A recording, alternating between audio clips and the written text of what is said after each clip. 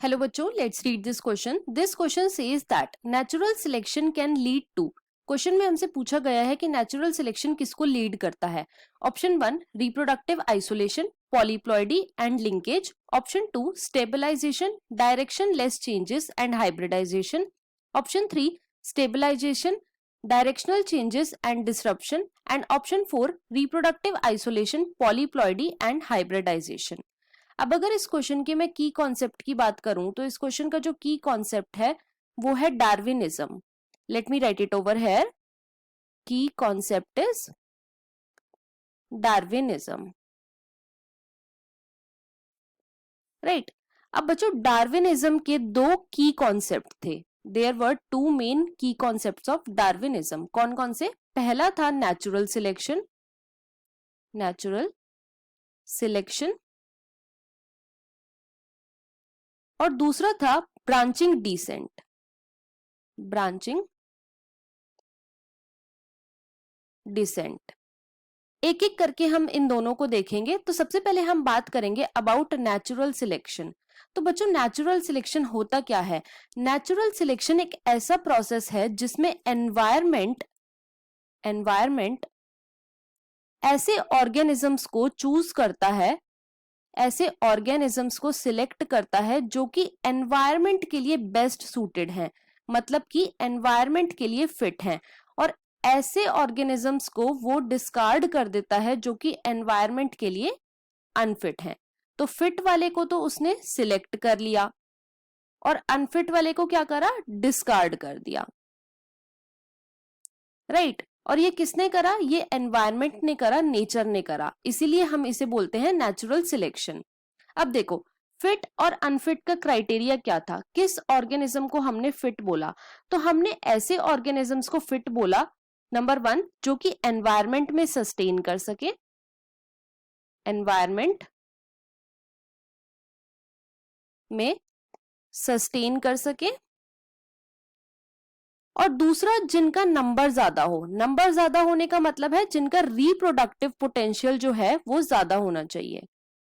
Reproductive potential ज्यादा होना चाहिए. अगर रिप्रोडक्टिव पोटेंशियल ज्यादा होगा तो उनकी प्रोजेनी जो है वो भी ज्यादा होएगी, प्रोजेनी जो है वो ज्यादा होएगी. राइट. और ब्रांचिंग डिसेंट का क्या मतलब है? ब्रांचिंग डिसेंट का मतलब है बच्चों कि सपोज कर लो ये कोई एक स्पीशीज थी. अब इस स्पीशीज से आगे दो स्पीशीज बनी. अब एनवायरमेंट में कुछ चेंजेस आए और क्या हुआ कि इस स्पीशीज ने अपने आप को अडेप्ट नहीं करा, लेकिन इस स्पीशीज ने अपने आप को उन एनवायरमेंटल चेंजेस से अडेप्ट कर लिया. तो ये स्पीशीज जो है ये अपनी आगे चल के और स्पीशीज बनाएगी और ये वाली जो है ये डिस्कार्ड कर दी जाएगी. अब दोबारा से एनवायरमेंट में कुछ चेंजेस आए और इस स्पीशीज ने अपने आप को अडेप्ट नहीं करा, लेकिन इसने अपने आप को अडेप्ट कर लिया. तो आगे इसने चल के दो और स्पीशीज बनाई. तो ब्रांचिंग डिसेंट क्या हुआ? ब्रांचिंग डिसेंट एक पैटर्न है इवोल्यूशन का. It is a pattern of evolution. और इस पैटर्न ऑफ इवोल्यूशन के लिए ड्राइविंग फोर्स क्या है? तो वो ड्राइविंग फोर्स है बच्चों नेचुरल सिलेक्शन. ड्राइविंग फोर्स है नेचुरल सिलेक्शन. राइट. तो अब हम बात करेंगे about types of natural selection. Types of natural selection. बच्चों, नेचुरल सिलेक्शन के 3 टाइप्स थे. कौन कौन से? पहला स्टेबलाइजिंग, स्टेबलाइजिंग. दूसरा डायरेक्शनल, और तीसरा डिसरप्टिव. राइट. अब हम तीनों को एक एक करके डिस्कस करेंगे. सबसे पहले हम बात करेंगे about stabilising natural selection. Stabilising natural selection. तो स्टेबलाइजिंग नेचुरल सिलेक्शन को समझने से पहले हम देखेंगे कि एक पॉपुलेशन के अंदर, सपोज कर लो एक पॉपुलेशन के अंदर या तो बहुत ज्यादा लंबे लोग प्रेजेंट हैं या फिर बहुत ज्यादा छोटे लोग प्रेजेंट हैं और मीडियम साइज के लोग प्रेजेंट हैं. राइट.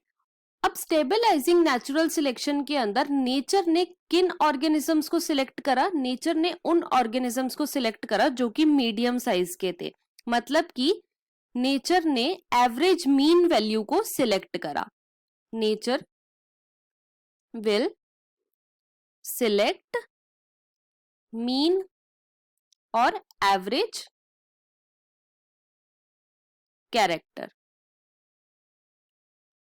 मतलब कि उसने मीडियम साइज के लोगों को सिलेक्ट करा, राइट। स्टेबलाइजिंग नेचुरल सिलेक्शन में जो ग्राफ आता है बच्चों वो इस तरीके का आता है, वो इस तरीके का आता है।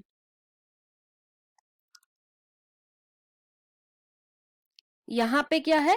यहां पे है number of individual with phenotype, number of individual with phenotype, right. और ये ग्राफ हमें क्या शो कर रहा है? तो ये शो कर रहा है कि मीडियम साइज के जो इंडिविजुअल है उन्हें फेवर किया गया है। नेक्स्ट हम बात करेंगे about directional natural selection. Directional natural selection, natural selection, right. अब देखो, डायरेक्शनल नेचुरल सिलेक्शन में नेचर ने किसी एक एक्सट्रीम वेरिएंट को सिलेक्ट करा। Nature will select any one extreme variant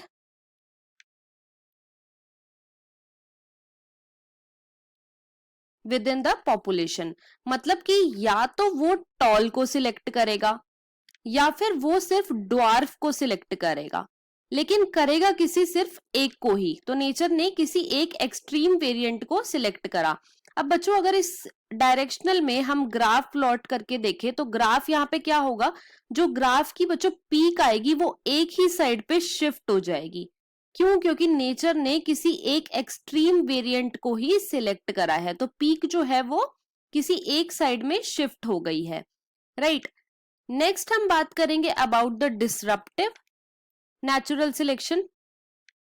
disruptive natural selection, तो डिसरप्टिव नेचुरल सिलेक्शन में क्या होता है कि नेचर दोनों एक्सट्रीम वेरिएंट को सिलेक्ट कर लेता है। Nature will select both the extreme variant, right. और बच्चों डिसरप्टिव में जिस तरीके का ग्राफ आता है वो आता है हमारे पास इस तरीके का। यहां पे हमें दो पीक फॉर्म होती हैं। क्यों? क्योंकि नेचर ने दोनों एक्सट्रीम वेरिएंट को सिलेक्ट करा है और मीडियम साइज के जो थे उन्हें डिस्कार्ड कर दिया है। तो नेचुरल सिलेक्शन ने किसको लीड करा? नेचुरल सिलेक्शन ने लीड करा स्टेबलाइजिंग, डायरेक्शनल और डिसरप्टिव चेंजेस को। अब हम अपने ऑप्शंस को चेक कर लेते हैं। तो ऑप्शन 1 में हमें गिवन है रिप्रोडक्टिव आइसोलेशन, पॉलीप्लॉइडी और लिंकेज, ये बिल्कुल रॉन्ग है। ऑप्शन 2 में हमें गिवन है stabilisation, direction, less changes and hybridisation, ये भी रॉन्ग है। स्टेटमेंट 3 में हमें गिवन है stabilisation, directional changes and disruption, ये बिल्कुल करेक्ट है। और ऑप्शन 4 में हमें गिवन है रिप्रोडक्टिव आइसोलेशन, पॉलीप्लॉइडी और हाइब्रिडाइजेशन, ये भी बच्चों रॉन्ग है। तो यहाँ पे जो हमारा करेक्ट ऑप्शन हो जाता है वो है option number 3। So the final answer of this question is option 3। I hope you understood it well. Best of luck.